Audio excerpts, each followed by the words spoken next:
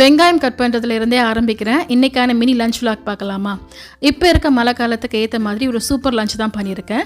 மஞ்சசோறு, மாசி முட்டை, எங்கள் ஊர் பாரம்பரிய சாப்பாடுனே சொல்லலாம். இந்த மஞ்சசோறு பண்ணுறதுக்கு தேவையான அரிசி கழுவி வச்சுட்டேன், தேங்காய் பாலும் புளிஞ்சு வச்சுருக்கேன். அப்புறம் தாளிப்பு சாமான்கள் எடுத்து வச்சுக்கலாம்.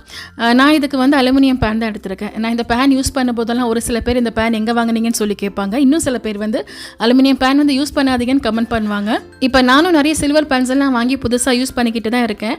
இருந்தாலும் ஒரு சில பாத்திரங்கள் நம்ம வீட்டில் காலங்காலமாக புழங்கிட்டு இருப்போம். அதெல்லாம் என்றைக்குமே வந்து விட முடியாது. எப்போவாது ஒன்ஸ் வந்து யூஸ் பண்ணதில் தவறும் கிடையாது. அந்த மாதிரி பாத்திரங்களில் இதுவும் ஒன்று. இது என் ஹஸ்பண்ட் மக்கால ஒர்க் பண்ணிட்டு இருக்கும்போது வாங்கிட்டு வந்தது. இது வந்து சவுதியில் தான் கிடைக்கும். நம்ம ஊர் சைடு வந்து கிடைக்கிற மாதிரி எனக்கு தெரியல.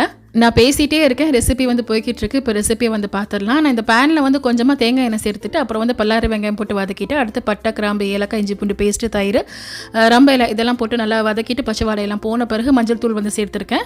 இப்போ இதில் தேங்காய் பால் சேர்த்துக்கணும். நான் வந்து சாப்பாட்டு அரிசி தான் யூஸ் பண்ணியிருக்கேன். எங்கள் வீட்டில் 1 கப் அரிசிக்கு 3 கப் தண்ணி வந்து சேர்த்துக்குவோம். ஸோ அதுக்கு ஏற்ற மாதிரி நான் வந்து தேங்காய் பால் வந்து பிழிஞ்சு வச்சிருக்கேன். தேவையான அளவுக்கு உப்பையும் வந்து சேர்த்துருங்க. நீங்கள் ப்ரெஷர் குக்கர் இல்லைனா ரைஸ் குக்கரில் கூட இதே மெத்தடில் பண்ணிக்கலாம். பட் நான் இந்த மாதிரி மஞ்சள் சோறு, நெய்ச்சோறுலாம் பண்ணும்போது ஸ்லோ குக் தான் பண்ணுவேன்.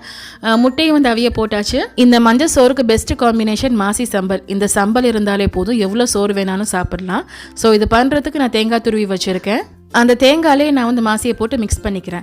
நான் இன்றைக்கி வந்து உரலில் தான் இடிக்க போகிறேன். எப்போவுமே வந்து நான் பெனையை தான் செய்வேன். பட் உரல் அடித்தா இன்னுமே டேஸ்ட் வந்து சூப்பராக இருக்கும். உங்களுக்கு இந்த மாதிரி நல்ல சுத்தமான மாசி வேணும்னா நான் நம்பர் வந்து ஸ்க்ரீனில் கொடுக்குறேன், நீங்கள் வந்து ஆர்டர் பண்ணிக்கலாம். நான் இது பண்ணுறதுக்குள்ளே நம்ம சேர்த்த தேங்காய் பாலும் நல்லா கொதிச்சு வந்துருச்சு. இந்த டைமில் நம்ம அரிசியை வந்து சேர்த்துக்கலாம். அரிசியும் சேர்த்து நல்லா கலந்து விட்டு மூடியை போட்டு ஸ்லோ ஃபயரில் வச்சுருங்க.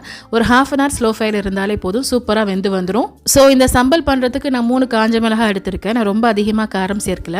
நான் இதிலேயே வந்து கல்லுப்பையும் வந்து சேர்த்துக்கிறேன். இதை சேர்த்து நல்லா இடிச்சு பேஸ்ட் மாதிரி வந்து பண்ணிக்கணும். இந்த பேஸ்ட் அப்படியே இந்த தேங்காய் துருவல் மாசியில் போட்டு மிக்ஸ் பண்ணிக்க வேண்டியதான். இப்போவே காரம், உப்பு எல்லாமே போதுமான்னு செக் பண்ணிக்கோங்க. இதை வந்து கையால் நல்லா மிக்ஸ் பண்ணிவிட்டு திரும்ப ஒரு முறை நல்லா போட்டு இடித்து எடுத்துக்க வேண்டியதான். நான் இன்றைக்கி சின்ன வெங்காயம், பச்சை மிளகாய் எதுவுமே வந்து சேர்த்துக்கல. உங்களுக்கு வேணும்னா நீங்கள் ஃபைனலாக அதை கூட வந்து இடித்து போட்டுக்கலாம். இதில் எலுமிச்சை சாறு கூட வந்து சேர்ப்பாங்க. பட் நான் எதுவுமே சேர்க்கல. இப்படி ப்ளைனாக பண்ணக்கூடிய சம்பளுமே ரொம்ப நல்லாயிருக்கும். பட் நான் தேங்காய் உடைச்ச தண்ணி வந்து எடுத்து வச்சுருந்தேன். அது வந்து எனக்கு ஃபர்ஸ்டே சேர்க்க வந்து மறந்துட்டு. இது வந்து லேசான இனிப்பு காரத்தோடு இந்த சம்பல் சாப்பிட்றதுக்கே ரொம்ப நல்லாயிருக்கும். அதுலேயும் இந்த உரலில் போட்டு இடித்தோம்னா அந்த டேஸ்ட் வந்து கேட்டே பார்க்க வேணாம். ஸோ இதுக்கடையில் சோறு வந்து சூப்பராக வெந்துருச்சு. இந்த மெனு வந்து ரொம்ப சிம்பிளாக இருக்கும். பட் எங்கள் ஊரில் எல்லார் வீட்லேயும் இது வந்து செய்வாங்க. அன்றைக்கி சமைக்கிறதுக்கு எதுவுமே இல்லைன்னா உடனே வந்து இந்த மாதிரி மஞ்சள் சோறு இல்லைன்னா நெய்ச்சோறு ஆக்கிட்டு மாசி இடித்து முட்டை வந்து அவிச்சிடுவாங்க.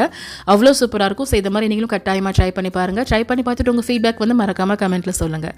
தேங்க்யூ.